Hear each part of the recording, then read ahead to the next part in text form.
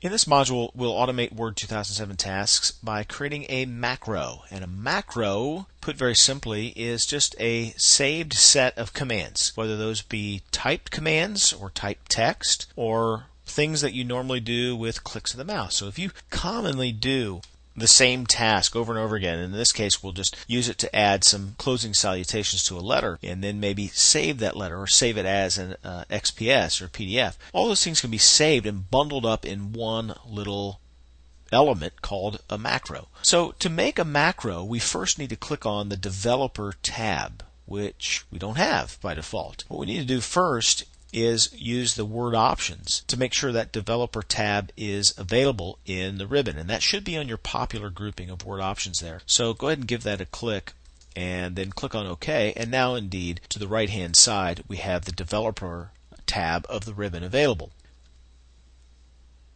And recording a macro will start like this. We will, on the code section, the code grouping, we've got this little button right here that says record macro when the screen tip pops up. And so I'm going to go ahead and give it a click.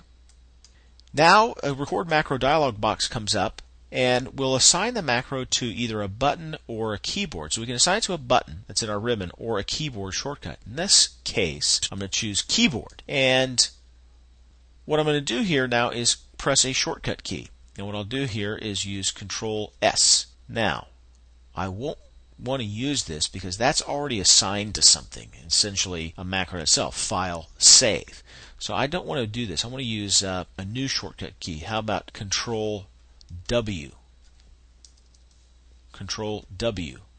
That's to dock close. So let's think about something else. How about Alt W? There.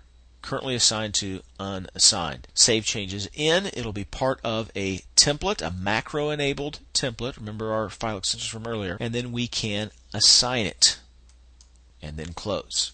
Now our mouse pointer changes to this little tape recorder thing. And we're actually starting to record the macro right now. We can still go up and hover our ribbon or hover our mouse over the ribbon and pause the recording if we want to, or stop it when we're done. But let's just start typing. Very truly yours, Brian Culp, VTC. And then let's do this. File, save it as a PDF. And then publish. Okay, so now that we're done, let's click on stop recording, and then let's see if this will actually work. So to do this, let's give it a try. Let's see what we've done here. Let's select a different sonnet, different document here, and a revision by Brian, and let's do our combination now. Alt W, it adds it.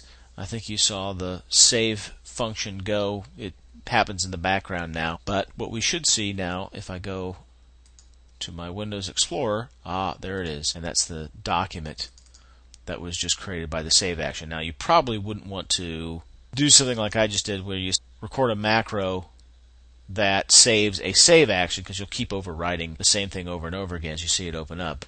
The concepts remain the same. You just record those keystrokes, those commands that you do normally from the ribbon, and indeed we've created something thanks to the macro that we just created.